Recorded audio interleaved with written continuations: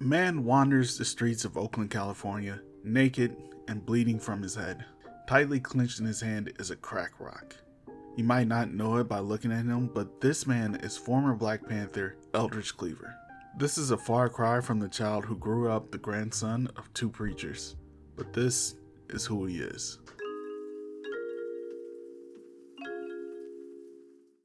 Cleaver was born in Wabaseki, Arkansas.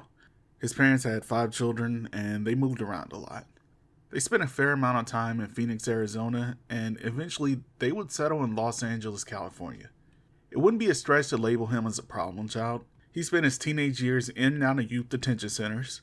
In 1953, he was convicted of felony possession of marijuana, his first adult charge. People often mention that 1958 is the year he was convicted for attempted murder. However, I think it's disingenuous to do so without mentioning that he was also convicted as a serial rapist. The attempted murder charge comes from him attempting to kill one of his victims, a crime he doesn't deny, but calls an act of insurrection in his book Soul on Ice. He would state, "Rape was an insurrectionary act. It delighted me, and I was defying and trampling upon the white man's law, upon his system of values, and that I was defiling his woman, and this point I believe was most satisfying to me because I was very resentful over the historical fact of how the white man had used the black woman. I felt I was getting revenge." He would also go on to state, "I could not approve of the act of rape. Even though I had some insight into my own motivations, I did not feel justified. I lost my self-respect. My pride as a man dissolved, and my whole fragile moral structure seemed to collapse, completely shattered." But he was a serial rapist, stating he would practice on ghetto black women before perfecting his craft on white women. Even in those quotes, he says nothing about the victims whose lives he impacted, only about himself. The statements themselves are contradictory. If being a rapist shattered your moral structure, why is it that you were a serial rapist who took joy in it and going so far as calling it an insurrectionary act? I try to keep these videos as impartial as possible, but I want to make my stance clear that rape has never been an act of revolution. Rape has never freed a single person from oppression, and it never will. Rape is an act where one exerts power over another, and that in itself is an act of oppressing a person. I don't like this man. Nobody likes him. I can't find any records of Black Panthers telling good stories about Eldridge Cleaver. His ex-wife, Kathleen Neal Cleaver, plenty of good stories about her. Huey P. Newton and David Hilliard, way more good than bad. Bobby Seale, Fred Hampton, Elaine Brown, Erica Huggins, George Jackson, Angela Davis, and Albert Howard, no bad stories. Eldridge Cleaver, nothing but bad stories about him. I just don't like this mother, and neither did most of the Panthers, but his books funded a lot of the early work, so he got to stay around. Mainly because they didn't know he was a rapist until the first book came out. Now let's get back to the story. While in prison, he would write articles for Ramparts magazine, and the founder Edward Michael Keating would help get him released. He'd work as a columnist for them. When the Black Panther Party was only 2 months old, he would join up, not because he necessarily believed in their mission, but because he was sure that at some point they would be having an armed struggle with the government, and that excited him. In 1967, he would also meet Kathleen Neal, who would marry him and become Kathleen Cleaver. The publication of his book Soul on Ice would actually do a lot to fund the Panthers' early work, and I can't take that away from him. In 1968, Cleaver would attempt to run for president despite the fact that he was not yet 35 years old. He would also be at the center of an armed confrontation with police officers that resulted in the death of Bobby Hutton and the arrest of Charles Bursey, who would then die under very mysterious circumstances in prison. Cleaver would be shot and then he would flee the country. Later, he would say that he led the Panthers to ambush police, but this is obviously not the case, as Chief of Staff David Hilliard was there that night and stated he hid under a bed because he didn't know why police were shooting. Other Panthers there stated that they were there collecting food for a giveaway and preparing for a picnic the next day. So nobody believes this ambush story except Cleaver and I guess people who like him. In Cuba, he lived good for a little while. Then Fidel Castro discovered the CIA had infiltrated the Black Panthers. He thought Cleaver was the infiltrator and kicked him out of Cuba. And to be fair, there is some evidence that Cleaver could have been the infiltrator, and I'll touch on that later. He moved to Algeria, and after over a year of him being on the run, Kathleen would join him. Slowly, more Panthers would join, and they'd call this the International Panthers. He would open up relations with North Korea by having the Black Panthers publish the work of Kim Il-sung. During his travels, Panthers Deputy Minister of Defense Byron Von Booth would claim that Eldridge Cleaver murdered Clinton Robert Smith Jr., another Black Panther. This was because of an alleged affair that Smith was having with Kathleen. He went to the FBI with this information, but no charges were ever filed. However, Algeria did eventually kick him out of the country in 1972.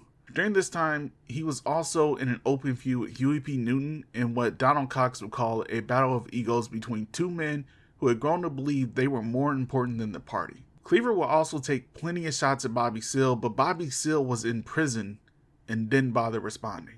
Cleaver was calling for an armed warfare against the CIA and the FBI. While Newton had come out of prison pushing for more emphasis on survival programs and unity with gay rights groups, Cleaver had been calling the survival programs sissy programs in direct opposition to Newton, stating Panthers should remove the words faggot and sissy from their vocabulary because they were words used to oppress gay people, and gay people are not enemies but allies against oppression. Cleaver would state, "The right wing has seized the reins of leadership and put a muzzle on the Panther. The Vanguard Party has become a breakfast club for children." Eventually, this led to Newton officially kicking him out of the party in 1971. After this, you get an idea of who the real Eldridge Cleaver is. He goes to France in 1972 after being kicked out of Algeria. He converts from Islam back to Christianity and wants to be a fashion designer. In 1975, he returns to America. Don't you know they dropped the murder charges despite having evidence? But I've covered probably a dozen Panthers who went to prison for life over things they didn't do. There are Panthers who are still in prison for crimes that federal courts admit they are innocent of, but all charges against Cleaver were just dropped. No wonder Castro believed he was the infiltrator.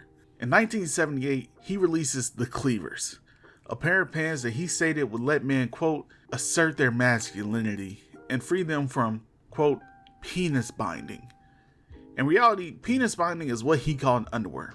And these pants were pants with a pocket of sorts for a penis, where the fly would usually be. Essentially, your penis is hanging out, but covered. If this video gets taken down and re-uploaded, it's because YouTube said these pants were too much, and I agree.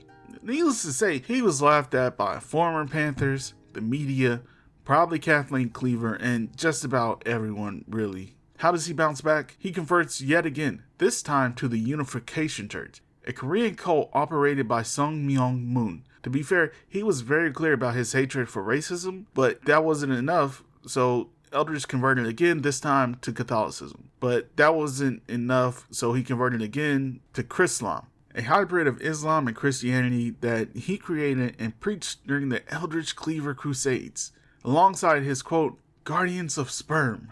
But starting his own religion didn't work out, so he converted again. This time he became a Mormon. By 1984, he had become a Republican and decided to run for city council and senate. Then he faded from the spotlight for a few years, but in 1988, he was arrested for burglary. He violated probation when he tested positive for cocaine.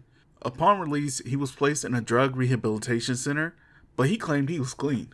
Despite that, 2 years later, he'd be arrested again for possession of crack cocaine.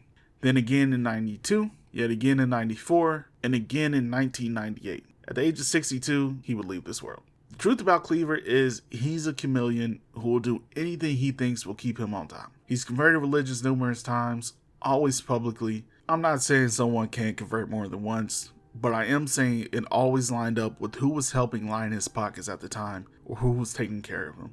He wore old clothes when he was talking about revolution, then designer when he became a Republican. Then it was back to old clothes at the end of his life when he was speaking liberation again. Sure, the popularity of his book got people thinking about revolution and forwarded the Panthers' mission not only in California or the United States, but internationally. I can't take away the things that he's done which actually benefit those in need. I also can't say he did those things because he believed them. I definitely can't take away the things that he's done which harmed others, both directly and indirectly. Eldridge Cleaver may have made you think about revolution. Eldridge Cleaver may have made you feel empowered. Eldridge Cleaver may have even given you the courage to speak louder. But he is not your savior.